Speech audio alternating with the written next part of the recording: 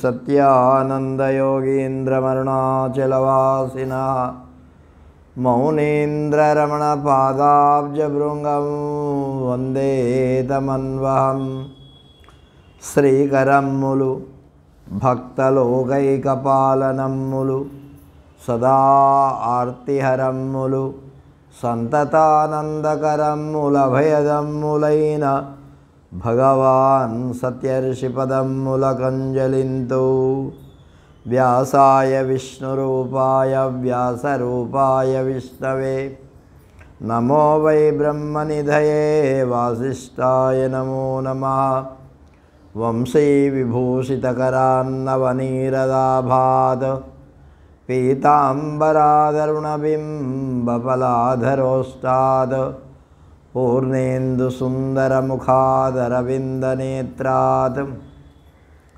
कृष्णात् परं कमपि तत्त्वमहं न जाने। ॐ कृष्णाय वासुदेवाय हरये परमात्मने प्रणतः क्लेशनाशाय गोविन्दाय नमो नमः। नारायणं नमस्कृत्य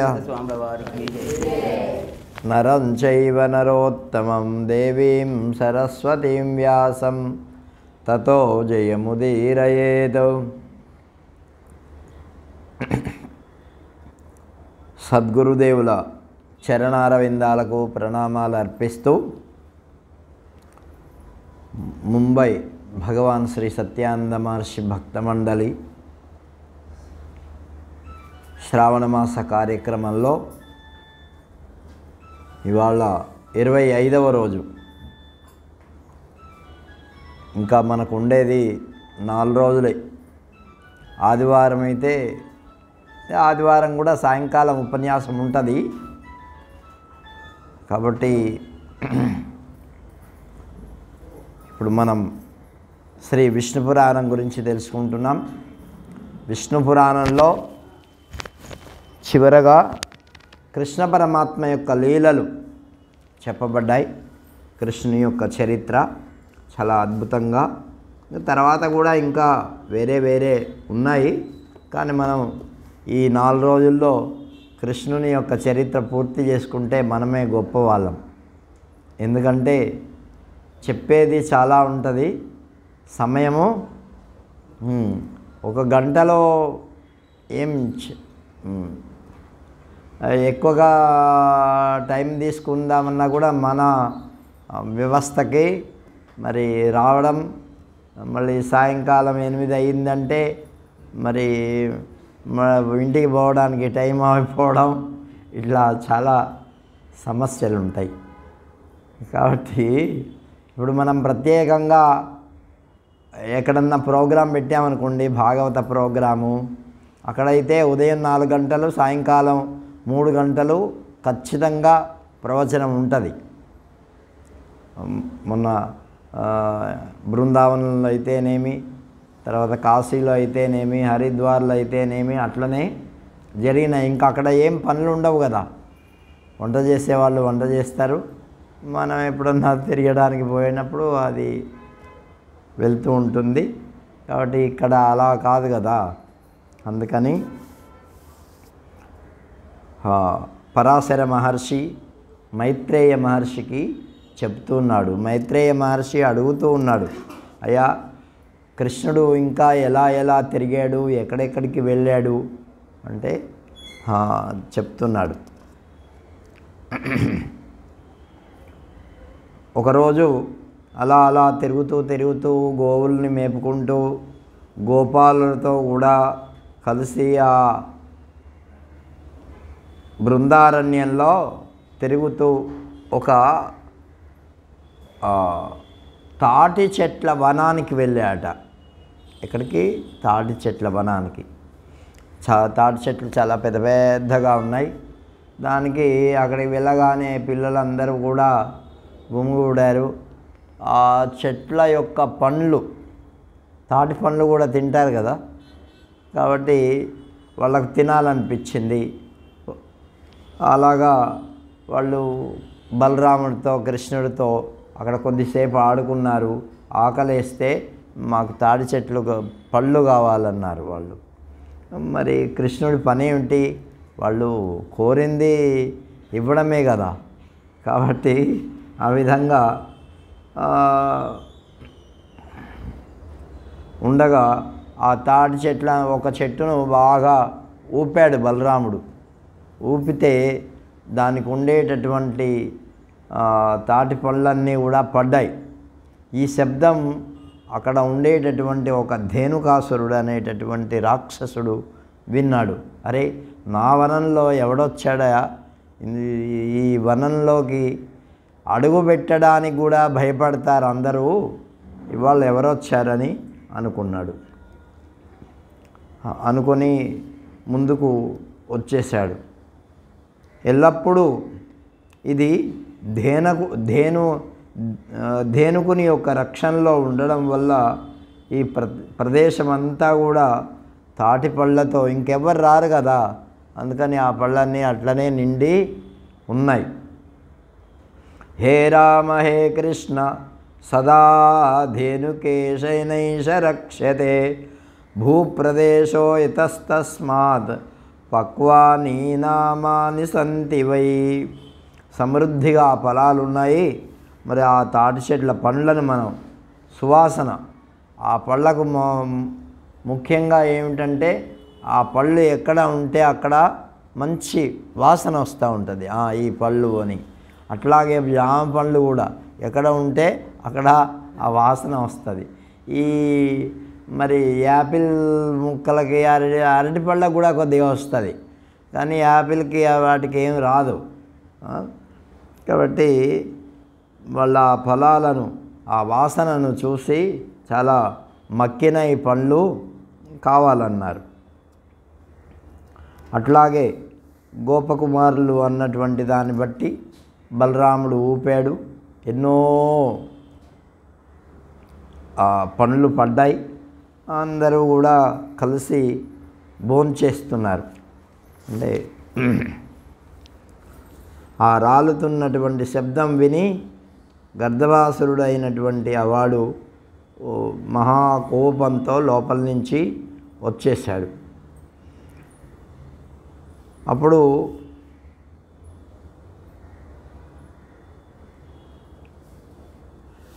ఆ బలవంతుడైనటువంటి గర్దభాసురుడు పద్భ్యాముఖాభ్యాం సదా పశ్చిమాభ్యాం బలీబలం జగానో రసితాభ్యాం చ సచతేనాప్యగృహ్యత.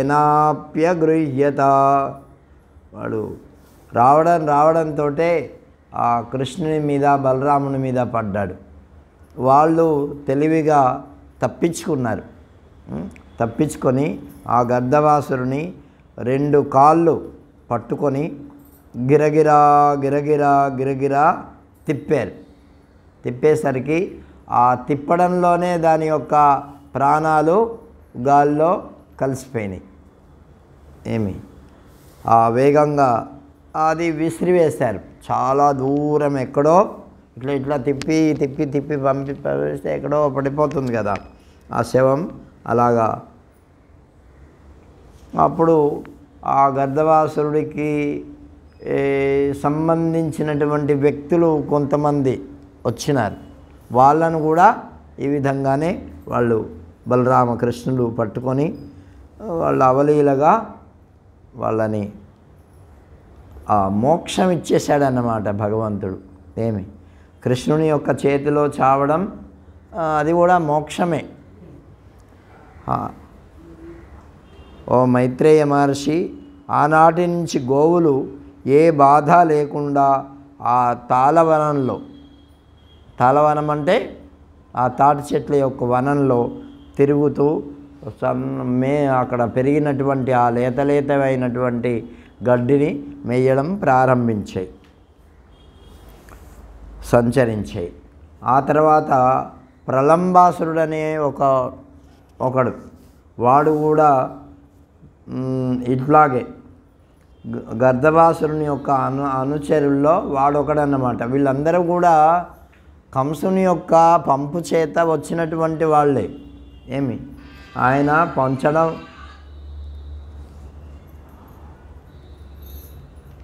అట్లా తిరుగుతూ ఆ తానవలంలో గోవుల చేత, గోపాల చేత, గోపికల చేత సేవింపబడుతూ ప్రశాంతంగా ఆ తాటి చెట్ల యొక్క వనము బాగా ఉండింది. వసుదేవుని కుమారులైనటువంటి బలరామకృష్ణులు ఇద్దరూ కూడా ధేనుకాసురుణ్ణి మరి బాండీరం అనేటటువంటి వటవృక్ష సమీపం, వటవృక్షం అంటే మర్రి చెట్టు, వట చెట్టం అంటే మర్రి చెట్టు, ఆ సమీపానికి వచ్చారు. గోవులు ఇట్లా తిప్పుతూ ఉన్నారు కదా. వీడు ఏం చేశాడంటే ఈ ప్రలంబాసురుడు వాడు ఒక పెద్ద ఏంటి ఆవుల మొగ లేగ దూడ యొక్క వేషం వేసుకున్నాడు. వాడు వేరే వాడి యొక్క ప్రవర్తన అన్ని దూడల్లాగా లేదు. అది గమనించాడు కృష్ణుడు. గమనించి అన్నతో చెప్పాడు, బలరాం అన్న వీడు ఎట్లెట్లా ఉన్నాడు చూడు కొద్దిగా అన్నాడు. వాడికి అప్పుడే గమనించేశాడు అన్నమాట. ఇక వీళ్ళు బలరామకృష్ణుడు ఎక్కడికి పోతే వాళ్ళ వెంటనే వస్తున్నది, అది గమనించేశాడనమాట. అట్లా ఈ గోవులను బంధించేటటువంటి తాళ్ళను భుజాల మీద వేసుకున్నారు, వనమాలను కంఠంలో ధరించారు. బలరామకృష్ణులు ఎలా ఉన్నారంటే క్షేళమానౌ ప్రగాయంతౌ విచింత్యౌ చ పాదపాన్ చారయంతౌ చ గాదూరే వ్యాహరంతౌ చ నామభిః నిర్యోగపాశమస్కందౌ తౌ వనమాలా విభూషితౌ శుశుభాతే మహాత్మానౌ బాలశృంగా వివర్షభౌ. ఆ గోవులను కట్టేటటువంటి తాళ్ళను భుజం మీద వేసుకున్నారు.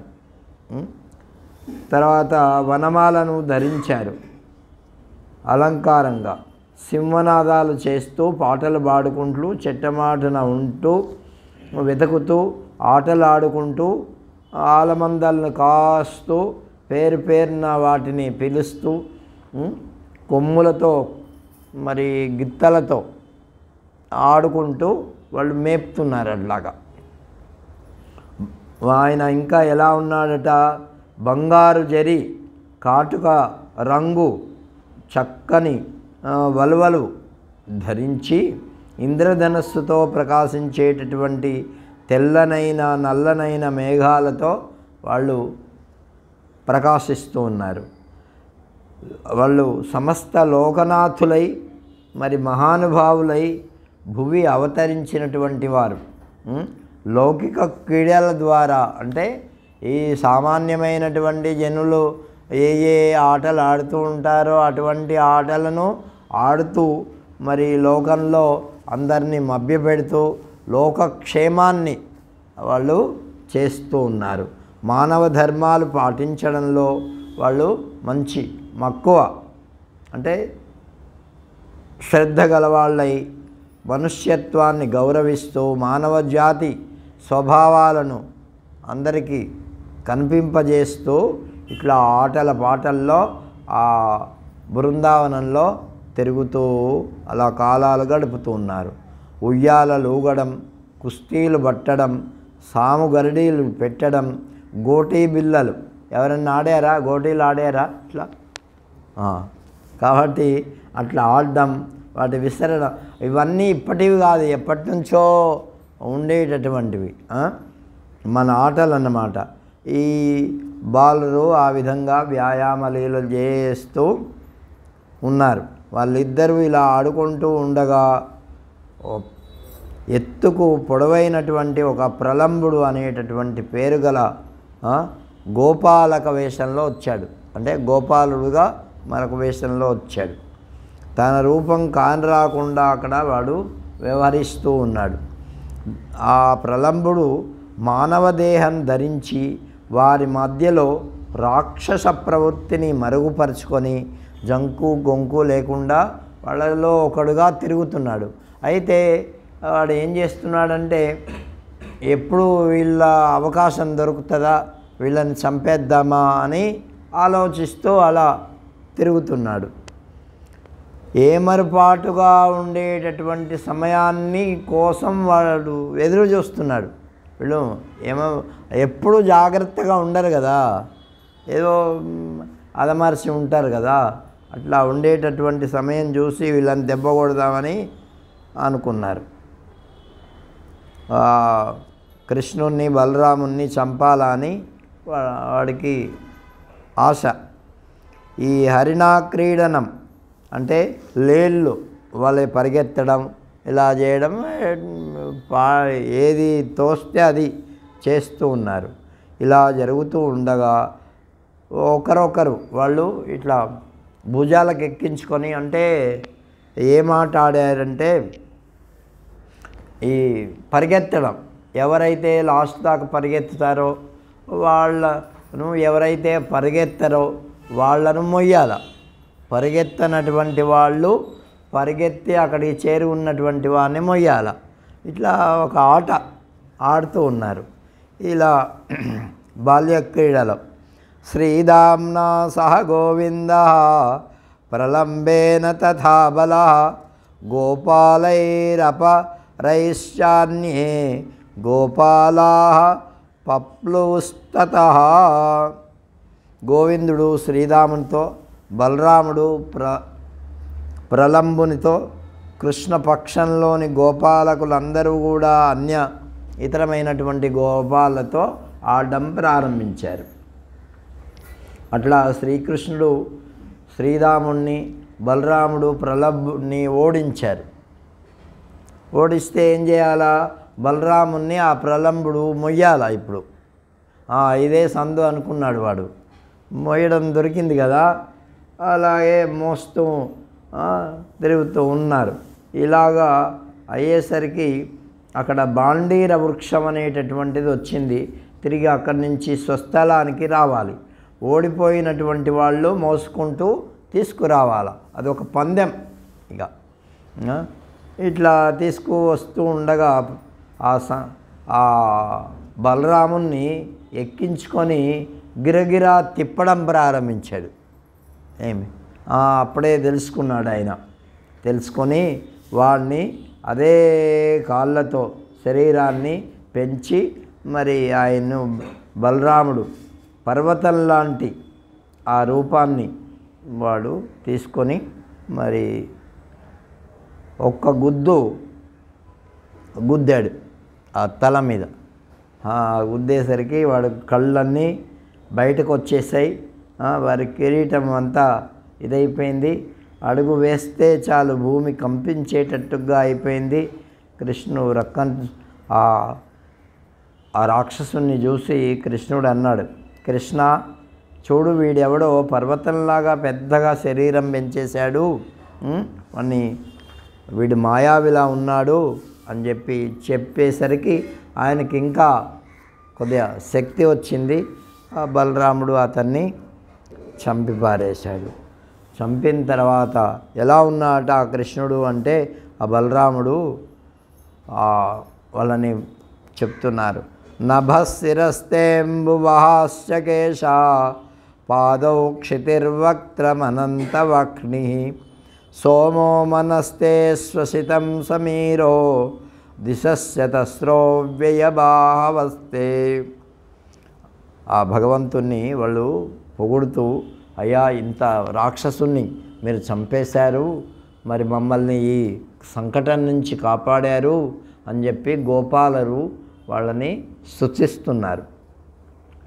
గగనమే శిరస్సు, మేఘాలే కేశాలు, పాదాలే భూమి, ముఖమే అగ్ని, నీకు చంద్రుడే మనస్సు, నీ నుట్టూర్పులే వాయువులు, నీ 4 బాహువులే ఈ 4 దిశలుగా నువ్వు ఇలా ఉన్నావయ్యా అని చెప్పేసేసి అటువంటి భగవంతుడు, అవ్యయుడు, శాస్త్రాస్తుడు, శాస్త్రపాదుడు, అనేక శరీర భేదం కలవాడు అటువంటి పరమాత్మను వాళ్ళు దర్శించారు.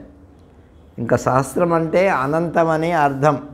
అట్లా దివ్యం హి రూపం తవ వేత్తి నాన్యో దేవైరశేషైరవతార రూపం తవాచ్యతే వేత్సిన కిం వ్యదంతే త్వయ్యేవ విశ్వం లయమభ్యుపైతి.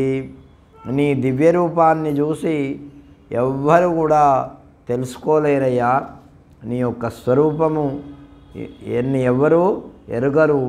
అందువల్ల సమస్త దేవతాగణాలు నీ అవతార రూపాన్ని ఉపాసిస్తాయే తప్ప ఇంకా ఇతరమైనటువంటిది దేన్ని తెలుసుకోలేరు.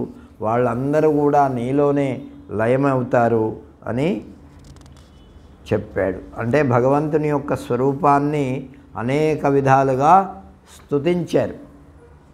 ఆయన అమేయాత్ముడు, ఇంకా ఎన్నో విషయాలు, జగత్తుకి రక్ష.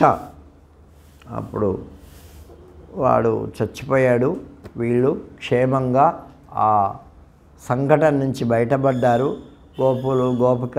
గోపికలు కాదు, గోపాలురు వాళ్ళు కూడా క్షేమంగా ఆవుల్ని తోలుకొని మళ్ళీ ఇంటికి వచ్చారు.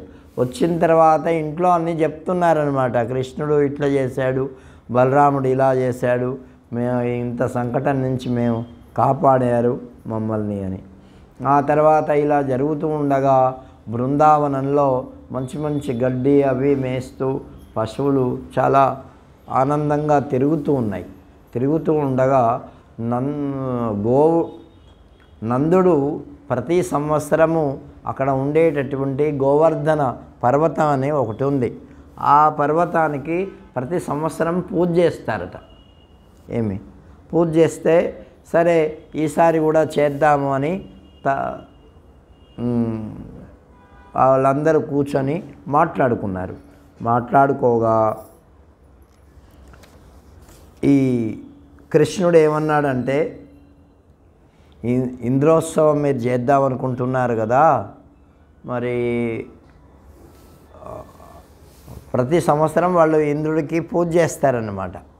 అయితే నందుడు మొదలైనటువంటి వాళ్ళు అక్కడ ఉండే పెద్దలందరూ కలిసి చేద్దామని వాళ్ళు మాట్లాడుకున్నారు. మాట్లాడుకుంటే కృష్ణుడు అన్నాడు కదా, మీరు పూజ చేయాలంటున్నారు కదా, అయితే మనము ప్రత్యక్షంగా అక్కడ ఇంద్రుడు ఎవరో ఏంటో మనకు తెలియదు. ఈ ప్రత్యక్షంగా ఇక్కడ గోవర్ధన పర్వతం ఉన్నది. ఆ పర్వతం మీద ఉండేటటువంటి ఎన్నో రకాలైనటువంటి పళ్ళు గడ్డి మొదలైనటువంటివి మేయడము మనకు కూడా అనేక రకాలుగా అది ఉపయోగపడుతున్నది. మరి దానికే పూజ చేద్దాం. మనకెవరో తెలియనటువంటి వాళ్ళకు కోసం ఎందుకు పూజ చేయాలా అని అనుకున్నారన్నమాట. అనుకుంటే వాళ్ళ నాన్నగారు నందుడు ఏమన్నాడంటే, అయ్యా ఆ దేవరాజు మేఘాలకు మరి జలాలకు ప్రభు, ఆయన ప్రేరణ వల్లనే మేఘాలు వాన కురుస్తూ ఉంటాయి. వర్షం వల్ల పండినటువంటి పంటలు మనము తింటాం. మిగిలినటువంటి ప్రాణి కూడా ఎంతో ఉపయోగపడుతుంది. ఆయనకు పెట్టకుండా మనం ఎట్లాగయ్యా దేవతల్ని తృప్తిపరచాలి కదా. వర్షం వల్ల పెరిగినటువంటి గడ్డి మొదలైనటువంటి వాటి వల్ల ఆవులు మొదలైనవి మరి మనకు ఉపయోగపడుతున్నాయి. ఆయన్ని సంతృప్తి చెందించాలి కదా అన్నాడు నందుడు మొదలైనటువంటి వాళ్ళు. అట్లా కాదయ్యా, ఆయన ఎక్కడో ఉంటాడు, మనకేం కనిపించడు. ప్రత్యక్షంగా ఇక్కడ గోవర్ధన పర్వతం ఉన్నది. ఆ పర్వతం మీద పండేటటువంటి పళ్ళు చెట్లు వర్షాలు పడతాయి కరెక్టే, కానీ దీనివల్ల కదా మనం జీవిస్తున్నాము, దీనికే పూజ చేద్దామని. ఇక కృష్ణుడు చెప్పిన తర్వాత చేయకపోతే బాగుండదు. వాళ్ళు లోపల అనుకుంటున్నారు ఏదైనా సంకటం వస్తుందేమో అని. అయినా కూడా కృష్ణుడు చెప్పాడు కాబట్టి ఇక గోవర్ధన పూజ అద్భుతంగా చేసినారు. ఏంటి పెద్ద రాసులు అన్నం వండి మరి పంచభక్ష్య పరమాన్నాలతో అప్పడాలు అవి ఇవి అన్నీ ఇక రకాలైనటువంటి పాయసాలు అవన్నీ పోసి గోవర్ధనగిరికి పూజ చేసినారు. పూజ చేసిన తర్వాత ఈ కృష్ణుడు ఏమయ్యాడంటే ఆ రూపంలో వెళ్ళి అవన్నీ కూడా భక్షించేశాడు, తినేశాడు. ఇక ఈ విషయము అక్కడ ఇంద్రుడికి తెలిసింది. అరే, నాకు చేయాల్సిన పూజ వాళ్ళు గొల్లోళ్ళు నాకు చేయలేదే, వాళ్ళు ఎవరికో చేసినారు అని చెప్పేసి ఆయన కోపం వచ్చింది. కోపం వచ్చి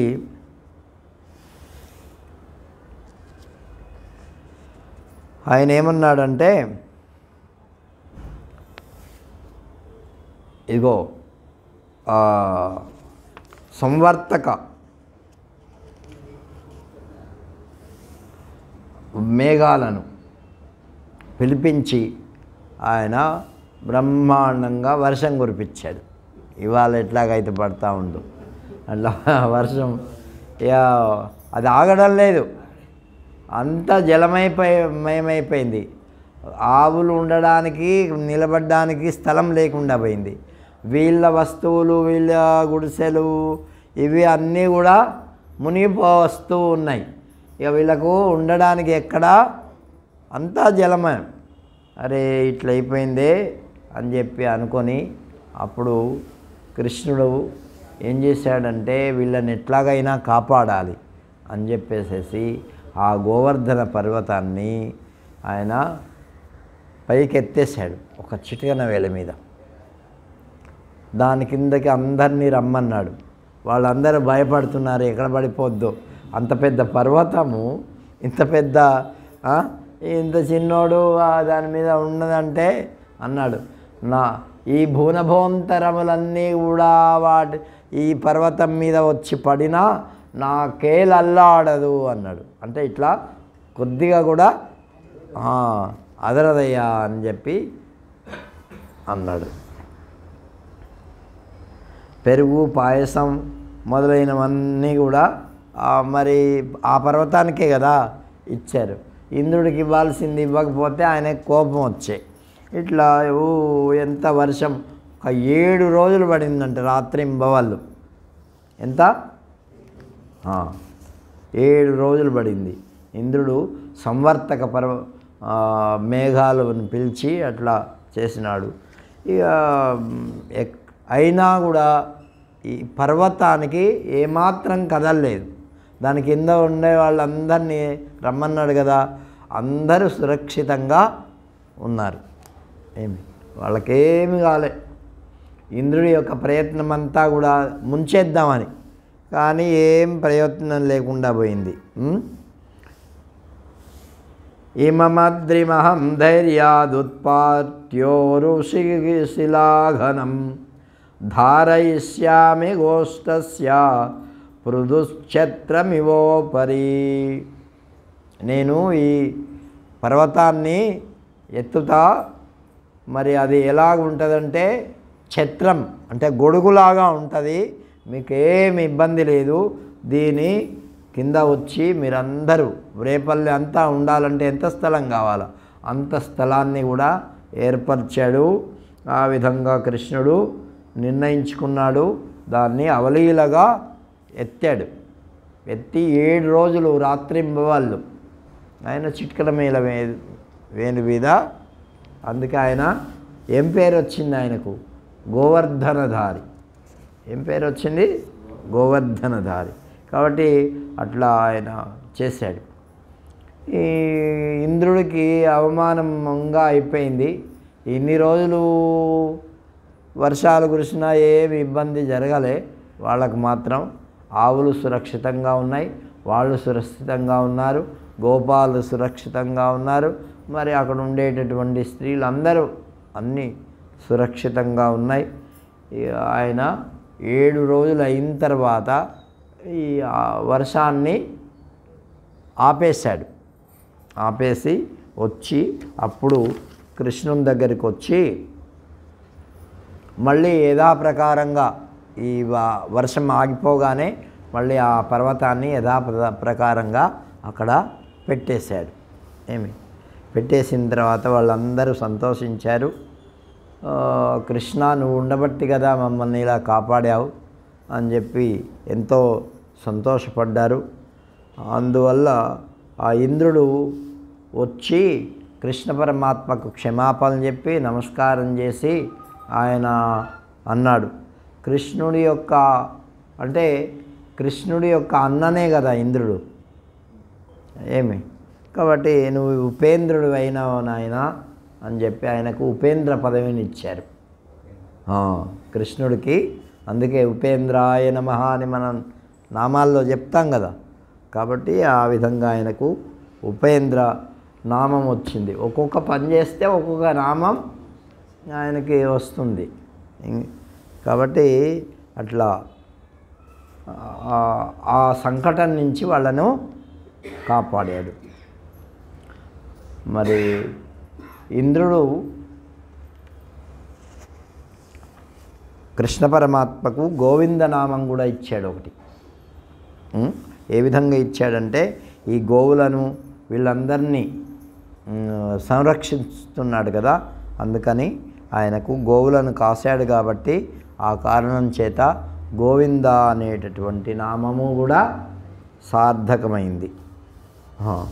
ఆ తర్వాత ఆయన ఇంకా కంసుని చేత ఇంకా ఆయన చేయాల్సినటువంటి పనులు చాలా ఉన్నాయి. నువ్వు చేయాల్సినవి ఈ భూభారం అంతా అంచాలి.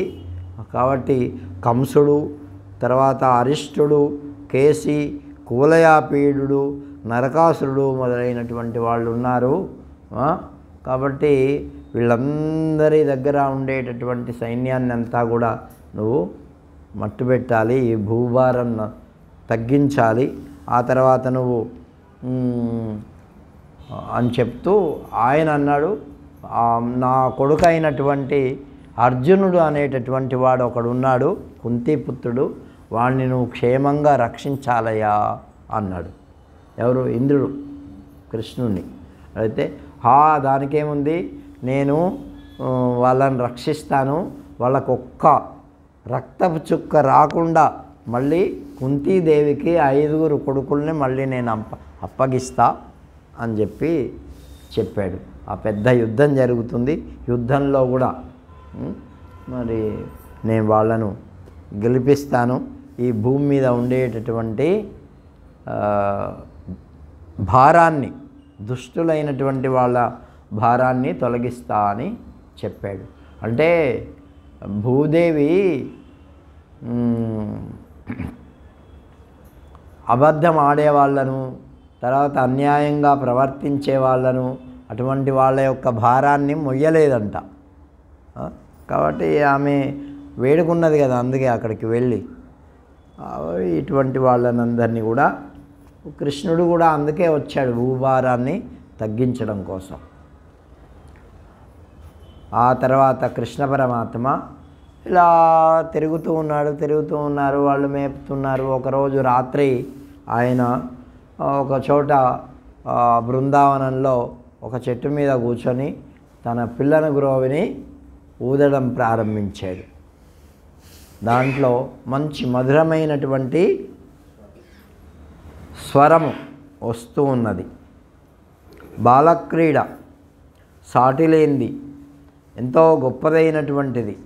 ఆయన చేసేటటువంటి కృత్యాలన్నీ కూడా దివ్యములైనటువంటివి. వాళ్ళు కూడా అనుకుంటున్నారు, బాలకులు అక్కడ ఉండేటటువంటి గోపాలురు వాళ్ళంతా కూడా, అయ్యో కృష్ణ పరమాత్మ ఆ కాళిందిని కూడా అంచాడు, మనకెంతో ఉపకారం చేశాడు, ప్రలంబుని కూడా ధేనుకాసురుణ్ణి చంపాడు, అట్లాగే ఆ గోవర్ధనాద్రిని, ఏంటి గోవర్ధనాద్రి అంటే గోవర్ధన పర్వతాన్ని ఎత్తి మనల్ని సంరక్షించాడు. ఇట్లా బాలక్రీడలు చేస్తూనే లోకానికి ఎన్నో ఉపకారాలు చేశాడు. అమితమైనటువంటి విక్రమం గలవాడు. మరి స్త్రీలకు, చిన్నపిల్లలకు నీ పట్ల ఎక్కడ లేనటువంటి ప్రీతి. కృష్ణుడంటే అప్పుడు ఏమైంది, ఇప్పుడు ఇష్టమైనటువంటి పనులు చేస్తే ఏమొస్తుంది వాళ్ళ మీద, మనకు ప్రేమ వస్తుంది. అట్లా వాళ్ళనే స్మరిస్తూ, కృష్ణుణ్ణి స్మరిస్తూ, ఆయన చేసినటువంటి కృత్యాలను స్మరిస్తూ ఉన్నారు. దేవో వా దానవో వా త్వం యక్షో గంధర్వ ఏవ వా కిం వాస్మాకం విచారేణ బాంధవోసి నమోస్తుతే. అయ్యా నువ్వు దేవుడవా, దానవుడువా, యక్షుడవా, గంధర్వుడవా అనేటటువంటి అనుమానం కలుగుతున్నదయ్యా, నువ్వెవడవో చెప్పు అంటే ఆయన అన్నాడు కదా, నేను మీకు అందరికీ బంధువును, మీతో పుట్టినటువంటి వాడిని, మీతో ఉండేటటువంటి వాడిని. నాహం దేహో, నేను దేవుణ్ణి కాదయ్యా, నేను గంధర్వుణ్ణి కాదు, నేను యక్షుణ్ణి కాదు, నేను దానవుణ్ణి కాదు, నేను బాంధవో జాత, నేను మీకు బంధువుగా పుట్టాను అని చెప్పి, అంటే వాళ్ళలో కలిసిపోవడానికి ఆయన ఆ విధంగా చెప్పాడు. మీరేం సంశయపడవద్దు అని చెప్పి చెప్తే, అప్పుడు మైత్రేయ, పరాశరుడు అంటున్నాడు, మైత్రేయ, భగవంతుని యొక్క ఆ కృత్యములను చూసి ఒక్కొక్కసారి అనుమానం కలుగుతున్నది, కానీ మరి భగవంతుడు అటువంటి అనుమానం కలగకుండా వాళ్ళ యొక్క ప్రేమను గాఢంగా ప్రేమించేటటువంటి తత్వాన్ని వాళ్ళలో పెంపొందించాడయ్యా అని చెప్తూ, ఒకరోజు ఆయన ఈ విధంగానే పిల్లన గ్రోవి ఊదుతూ ఉన్నాడు సాయం సమయంలో. ఆ టైంలో ఈ గోపికలందరూ కూడా అన్ని పనులు ముగించుకొని ఇంకా ఒక్కొక్కరికి అన్నాలు పెడుతున్నారు, కొంతమందికి ఆవులకు చూస్తున్నారు, కొంతమంది ఇంకా ఇంట్లో రాత్రి పనులు ఉంటాయి కదా, అట్లా పనులు చేసుకుంటూ ఉన్నారు. ఇలా చేసుకుంటూ ఉండగా కృష్ణుడు పిల్లన గ్రోవిని ఊదాడు. ఆ శబ్దం విని వాళ్ళందరికీ ఒక విధమైనటువంటి మైకంలాగా వచ్చేసింది. అరే, మేమందరం కృష్ణుడి దగ్గరికి పోవాలి పోవాలి పోవాలి అని బయలుదేరారు ఆ పిల్లన గ్రోవి యొక్క శబ్దాన్ని విని. అప్పుడు వచ్చేసారు, వాళ్ళతో కూడా ఆడడం పాడడం అన్నీ జరుగుతున్నాయి. వాళ్ళకు ఒక విధమైనటువంటి కృష్ణుడు మాతో ఇలా ఆడుతున్నాడనేటటువంటి గర్వం వచ్చింది. అప్పుడు ఆయన మాయమైపోయాడు ఎవ్వరికి కనిపించకుండా. అప్పుడు ఒక ఆమె అంటున్నది, రమ్యమైనటువంటి సంగీత ధ్వని విని గోపికలు తమ ఇండ్లల్లో ఉండేటటువంటి పనులనన్నింటినీ వదిలిపెట్టేసేసి వాళ్ళు ఆ కృష్ణుడి దగ్గరికి వెళ్ళిపోయినారు. గోపిక కృష్ణుని యొక్క పాటలకు అనుకూలంగా ఒక ఆమె నాట్యం చేస్తూ ఉంది. మరొక ఆమె ఆ పాటకు తగినట్టుగా ఆ కృష్ణున్నే ధ్యానిస్తూ ఉంది. మరొక ఆమె ఆయన కృష్ణుడు ఎలా పాడుతున్నాడో అటువంటి భంగిమ పెట్టి ఈమె కూడా అంటే అభినయం చేస్తూ పాడుతూ ఉన్నది ఇట్లా. మరొక ఆమె ఆ కృష్ణుణ్ణి తలుస్తూ ఉన్నది. ఆమె దగ్గరికి కృష్ణుడి దగ్గరికి పోవాలని అనుకున్నది. కన్నులు మూసుకొని ఆ భగవంతుణ్ణి ధ్యానిస్తూ ఉన్నది. ఇట్లా ఒక్కొక్కరు ఒక్కొక్క విధంగా ఆ కృష్ణునిపై ఉన్నటువంటి ప్రేమతో ఆయన్నే చింతిస్తూ ఉన్నారు, ఆనందాన్ని పొందుతూ ఉన్నారు. వాళ్ళు తొలి జన్మలో చేసుకున్నటువంటి పుణ్యాలన్నీ కూడా ఇక్కడ భస్మమైపోయాయట. ఏమిటి తర్వాత చేసినటువంటి పాపాలు కూడా అన్నీ కూడా అవి భస్మైపోయాయట. అంటే పాపము పుణ్యము లేనటువంటి స్థితి వస్తే వాళ్ళకేమొస్తుంది? మోక్షం వస్తుంది. కాబట్టి వాళ్ళందరికీ మోక్షమే. కాబట్టి వాళ్ళ పాపపుణ్యాలు లేవు. అలా ధ్యానిస్తూ ఉచ్ఛ్వాస నిశ్వాసల్లో కూడా ఆ భగవంతున్నే తలుచుకుంటున్నారు. వాళ్ళకు ఊపిరి గాలి కాదు, ఏమిటి కృష్ణుడే. అంటే అంత గాఢంగా వాళ్ళు భగవంతుణ్ణి ప్రేమిస్తున్నారు. ఇట్లా ఆడుతూ పాడుతూ ఉన్నారు. అప్పుడు ఏమిటి అంటే శరత్కాలం, వెన్నెల, చంద్రుడు అద్భుతంగా ప్రకాశిస్తూ ఉన్నాడు. అంటే వర్షాకాలం అయిపోయి ఇట్లా శరత్కాలం వస్తుంది. అప్పుడు చంద్రుడు ఆ వెన్నెల్లో చాలా అద్భుతంగా కనిపిస్తుంది అన్నమాట. ఆ వెన్నెల్లో రాసకి క్రీడ జరుగుతూ ఉంది. కృష్ణే నిరుద్ధ హృదయా ఇదమూచు పరస్పరం కృష్ణోహమే తల్లలితం ప్రజామ్యాలోకతాం గతి అన్యా బ్రవీతి కృష్ణస్య మమ గీతిర్నిశమ్యతాం. కృష్ణుని యందు మనస్సు నిలిపినటువంటి వాళ్ళు పరస్పరం మాట్లాడుకుంటూ ఉన్నారు. ఒక గోపిక అన్నది, నేనే కృష్ణుణ్ణి, అన్నది. ఒక ఆమె అన్నది ఇదిగో నీవు కాదే నేనే కృష్ణుణ్ణి అని మరొక ఆమె అన్నది. ఇట్లా ఒకరొకరు అనుకుంటూ కృష్ణుని యొక్క జాడను వెతుకుతూ ఆయన పలికేటటువంటి పాటను వింటూ ఆయనలో లీనమైపోయారు. ఇట్లా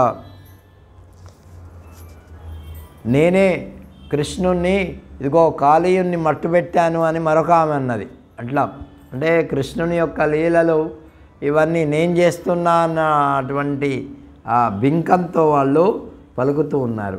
మీరు భయపడకండి, నేను ఇక్కడ ఉండేటటువంటి రాక్షసులను అందరినీ చంపేస్తా అని, నేనే కృష్ణుని కదా అని ఒక ఆమె అన్నది. ఇట్లా ఆయనకు పోజులు పెడుతున్నారన్నమాట. పోజులు అంటే మనకు అర్థమవుద్ది కదా, ఆయన ఎలా పోజులు పెట్టి అందరినీ ఎలా చేశాడో ఆ విధంగానే వీళ్ళు చేయడం ప్రారంభించినారు.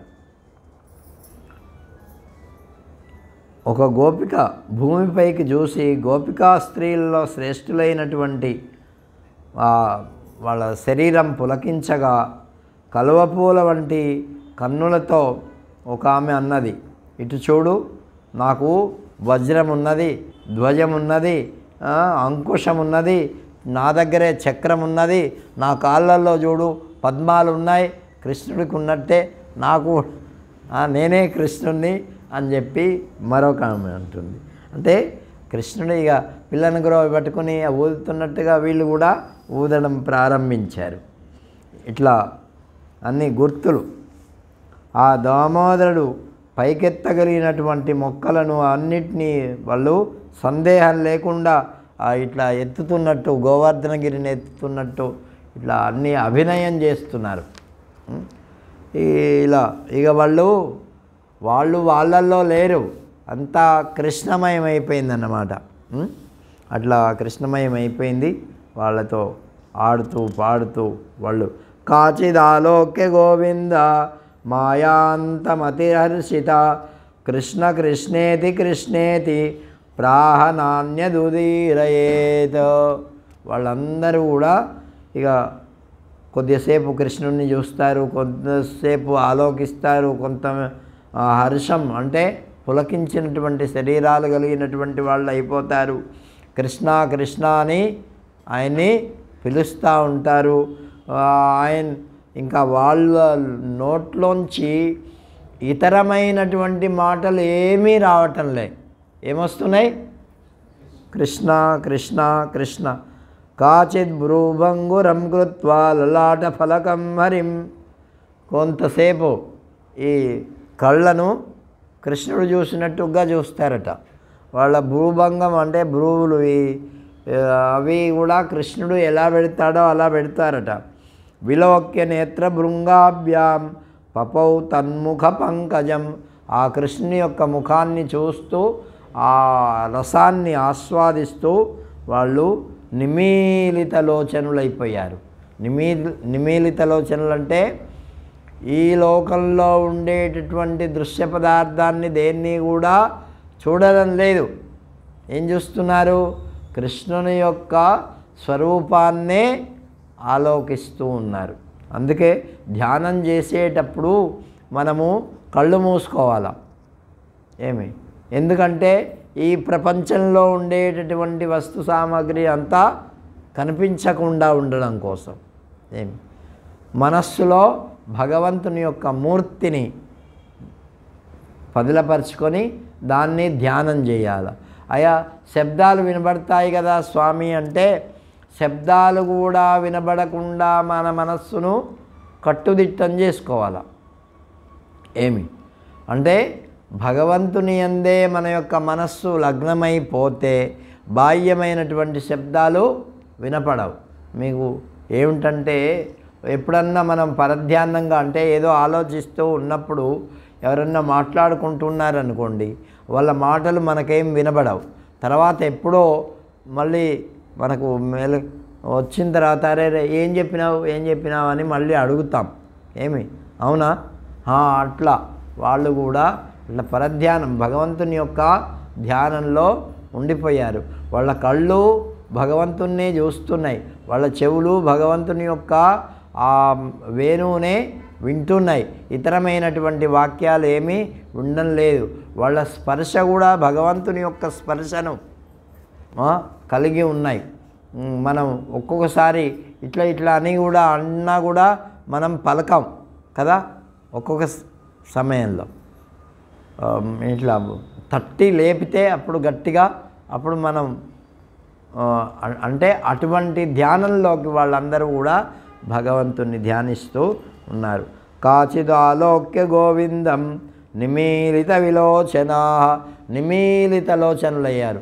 ఆ పరమశివుడు అక్కడ కూర్చున్నాడు చూడు, ఎట్లా నిమీలితుడయ్యాడు.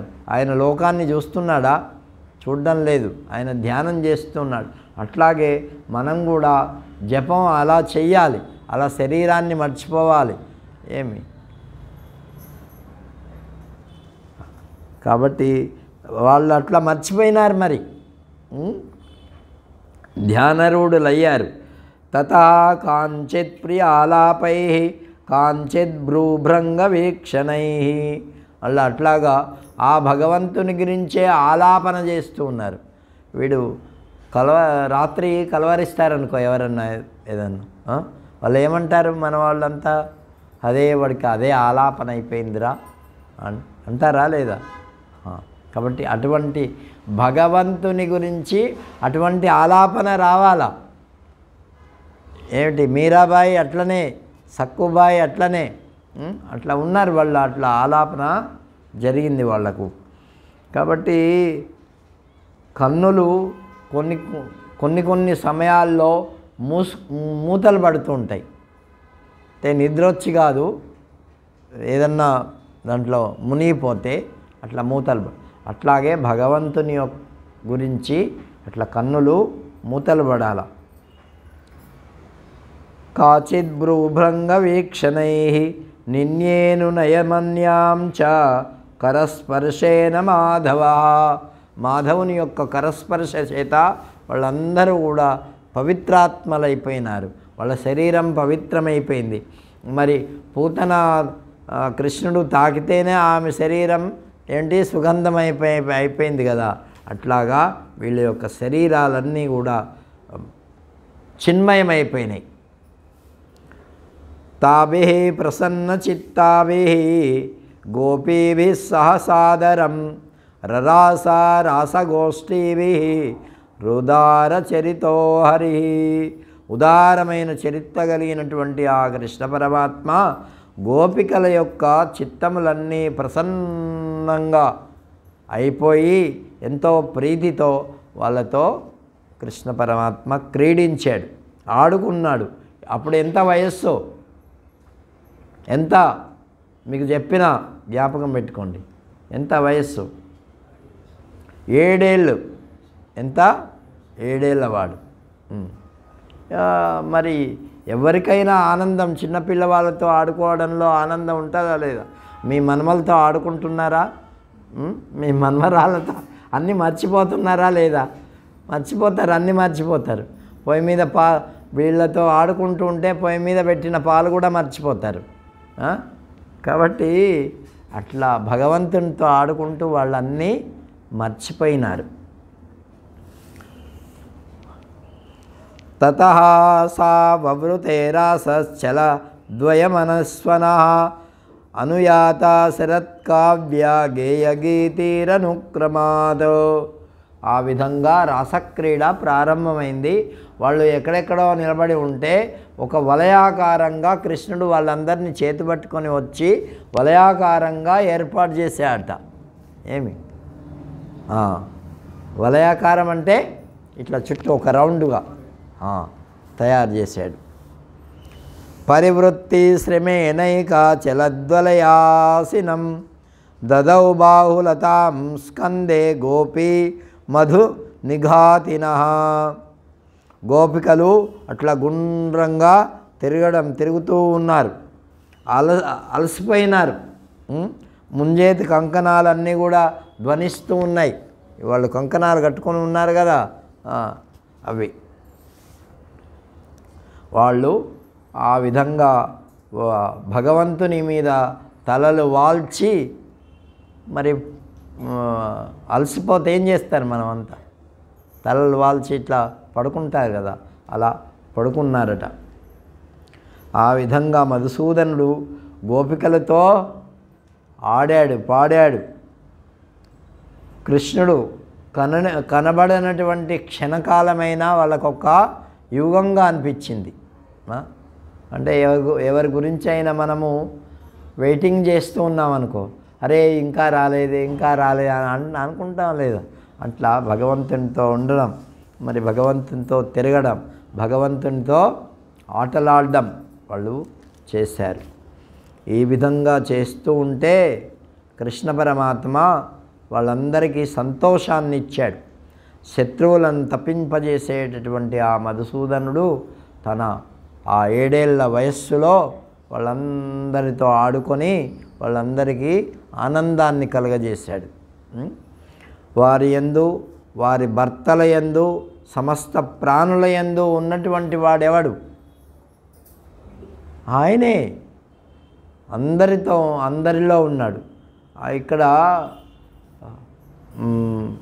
ఎవరు మన మైత్రేయ మహర్షి అడుగుతాడు ఇట్లా, వేరే అంటే వాడికి చిన్న వయస్సులో ఎవరినైనా తాకొచ్చు, ఎవరినైనా పట్టుకోవచ్చు, ఏమైనా అక్కడ భేదం లేదు కదా, కాబట్టి ఇట్లా చేయొచ్చా అని అడుగుతాడు. అడిగితే అరే వాళ్ళ భర్తల యందు, వాళ్ళ పుత్రుల యందు, వాళ్ళ గోవుల యందు అన్నీ ఆయనే, అసలు వాళ్ళలో ఉండేవాడు కూడా ఆయనే. వాళ్ళు ఆడుకోవడానికి ఇంకా వేరే భేదం ఏమున్నదయ్యా, అంతా పరమాత్మ స్వరూపమే కదా, ఎలా ఆడితేనేమిటి అన్నాడు. అంటే అగ్ని ప్రేమ అనేటటువంటిది అలా ఉన్నప్పుడు మరి ఏ అగ్ని అన్నింటినీ భస్మం చేస్తుంది. అట్లా పరమాత్మ ప్రేమ ఉంటే మన పాపాలన్నింటినీ ఏం చేస్తాడు? భస్మం చేస్తాడు. వీళ్ళు కరిగిపోయి, మనం కూడా భగవత్ స్వరూపమే కాబట్టి మనం కరిగిపోతే ఆ బంగారం అంటే కృష్ణుడు ఒక బంగారం, ఆ బంగారంలో మనం కూడా కలిసిపోతాం. ఇంకా తేడా ఏముంది? కాబట్టి కరగాలైతే, కరగడం అంటే అగ్నిలో మనల్ని కాల్చేద్దామా? కాదు, నీ హృదయం కరగాల, అట్లా ద్రవించాల. కాబట్టి వాళ్ళ యొక్క హృదయాలన్నీ అట్లా భగవంతునిలో కలిసిపోయాయి, కరిగిపోయాయి.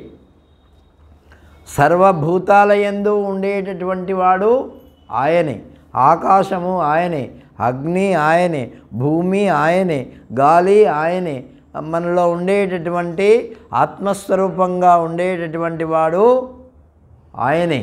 కాబట్టి అంతా ఆయనే. వాటికంటే భిన్నంగా మనం లేం, మనకంటే భిన్నంగా పరమాత్మ లేడు. ఆ విధంగా రాసలీల ఒకరి హృదయాలు ఒకరి యందు కరిగిపోయినాయి. అది అద్భుతమైనటువంటి చిత్రాన్ని మరి భగవంతుడు ఆవిష్కరించినాడు. కాబట్టి ఆ విధంగా 7 ఏళ్ల వాడికి ఏ దోషము ఉండదు ఏమి. కాబట్టి ఆ విధంగా భగవంతుడు ఆ వయస్సులో ఆడాడు.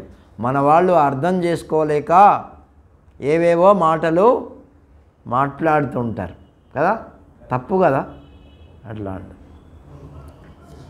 పరాశరుడు చెప్తూ ఉన్నాడు,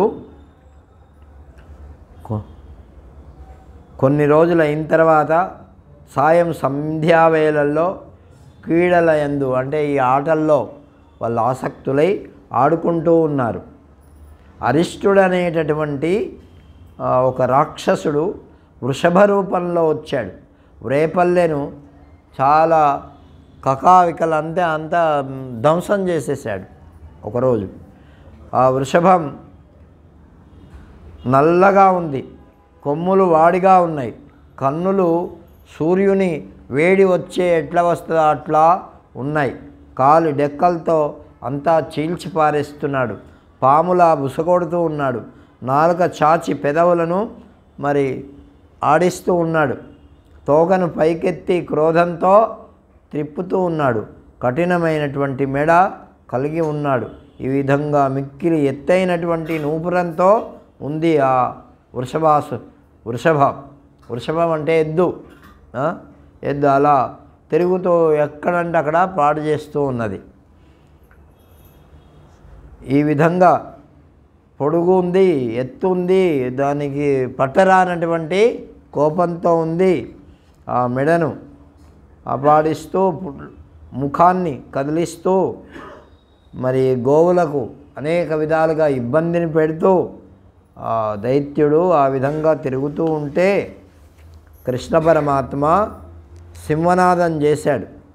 ఒక్కసారి కృష్ణుడు చప్పుడు చేస్తూ అరచేతులతో చర్చాడు. ఆ సవ్వటి విన్నంత మాత్రం చేత ఆ వృషభం ఆ దైత్యుడు ఎదురుగా వచ్చేశాడు. దుష్టాత్ముడైనటువంటి ఆ రాక్షసుడు కృష్ణుని వక్షస్థలం మీద ఆ కొమ్ములతో పొడవాలని వాడి యొక్క ప్రయత్నం. అయితే ఆ కొమ్ముల్ని పట్టుకొని భగవంతుడు గిరగిరా తిప్పి దాన్ని మరి మెడలు పట్టుకొని విరిచేసి దాన్ని పరిసమాప్తి చేశాడు. ఆ విధంగా మరి జంబాసురుడు చంపబడ్డాడు, వృషభాసురుడు చంపబడ్డాడు.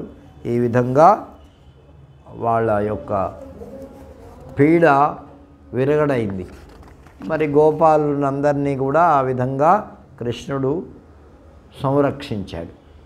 ఇక కృష్ణుడికి అప్పుడు 8వ ఏడు ప్రారంభమైంది. ఏమైంది? 8వ ఏడు ప్రారంభమైంది. అప్పుడు కంసుడు ఎన్నో ప్రయత్నాలు చేశాడు, కానీ కృష్ణ పరమాత్మను మాత్రం చంపలేకపోయినాడు. చంపాలనే కదా ఇంతమంది, వాడిని ఎట్లాగైనా చంపాలా అనేటటువంటి ఉద్దేశ్యంతో ఆ కంసుడు ఒక ధనుర్యాగం చేయాలా అని తలపెట్టాడు. ఏమిటి? ఒక యాగం చేసి ఈ పిల్లల్ని పిలిపించి వాళ్ళను అక్కడే ఆ మల్లయుద్ధం చేయించి వాళ్ళను తన దగ్గర ఉండేటటువంటి గొప్ప గొప్ప మల్లులతో చంపించాలా అని ప్రయత్నం అన్నమాట. అప్పుడు అనుకున్నాడు ఏం చేస్తే బాగుంటుంది.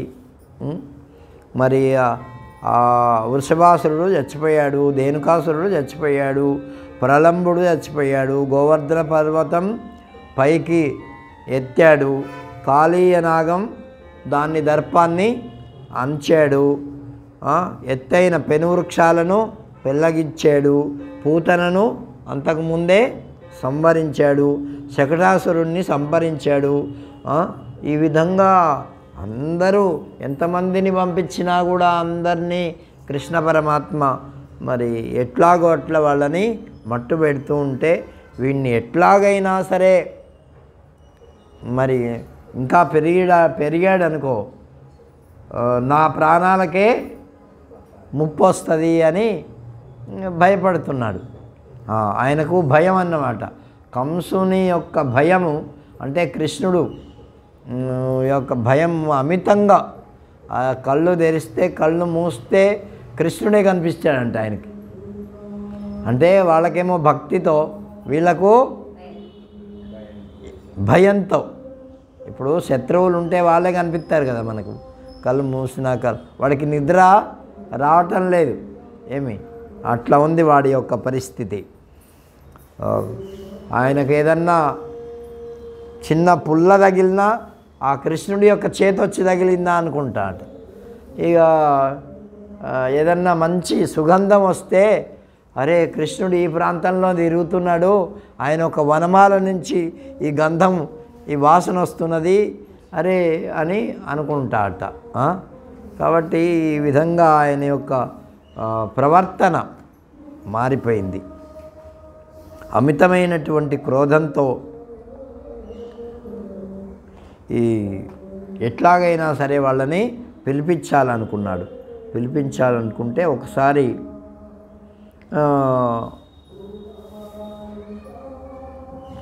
ఉద్ధవుడు కాదు వాడి పేరు, ఇక్కడ నా వద్ద ఇంకా పెద్ద పెద్ద రాక్షసులు బలమైనటువంటి వాళ్ళు ఉన్నారు అనుకుంటూ ఏమన్నాడు, చాణూరుడు ఉన్నాడు,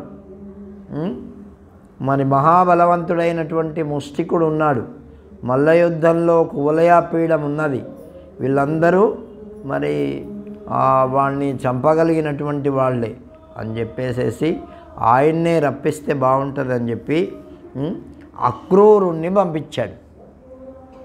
అక్రూరునికి చెప్పాడు, ఇక్కడ పెద్ద యాగం జరుగుతుంది, వాళ్ళని తీసుకొని రా, ఇక్కడ వాళ్ళను మరి మంచిగా, ఇవన్నీ ఏం చెప్పలే, ఇవన్నీ లోపల పెట్టుకున్నాడు వాళ్ళని చంపాలా అనేటటువంటిది. అక్రూరునికి ఏం చెప్పలే. అక్రూరుడు కూడా కృష్ణుని యొక్క భక్తుడే. ఆయన చెప్తే ఇదిగో నువ్వు వెళ్ళి వాళ్ళని తీసుకురా అంటే రాజు చెప్పాడు కదా, మరి మాట పాటించాలి కదా అని చెప్పేసేసి అక్రూరుడు ప్రయత్నం చేస్తున్నాడు. అప్పుడు అనుకుంటున్నాడు కృష్ణుని గురించి, అరే అక్కడికి పోతే నన్ను కృష్ణుడు పలకరిస్తాడా, నన్ను మాట్లాడతాడా, నాకేమన్నా ఇది చేస్తాడా, నన్ను ఎలా ఇది అని అన్నీ ఆయన గురించే మాట్లాడుకుంటూ అనుకుంటూ అదే ఆలాపన అయిపోయిందన్నమాట. అట్లా బయలుదేరి రథం తీసుకొని బయలుదేరి ఎక్కడికి, రేపల్లెకు వెళ్ళాడు. ఇంకా కృష్ణుణ్ణి చూడలే, ఇక రేపు చూస్తాడు. ఇప్పుడు సమయం అయిపోయింది. ఓం శ్రీరామ జయ రామ జయ జయ రామ,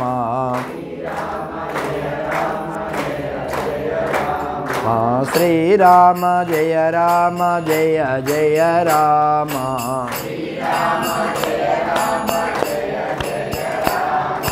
శ్రీరామ జయ రామ జయ జయ రామ,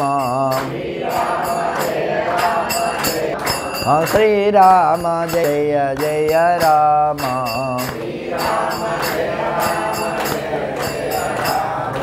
శ్రీరామ జయ రామ జయ జయ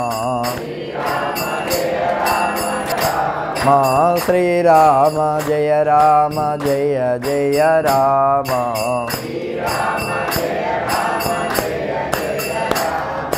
శ్రీరామ జయ రామ జయ జయ రామ,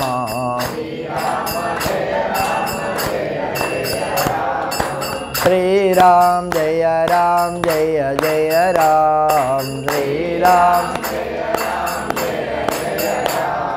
శ్రీరామ జయ రామ జయ జయ రామ, శ్రీరామ జయ రామ జయ జయ రామ, శ్రీరామ శ్రీరామ జయ రామ జయ జయ రామ,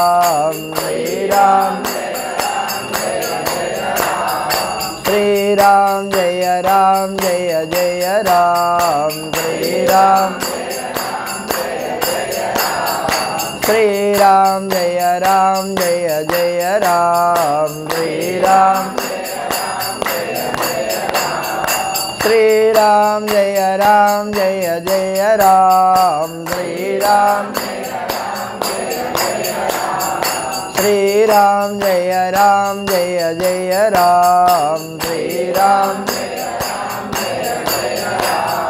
శ్రీరామ జయ రామ జయ జయ రామ,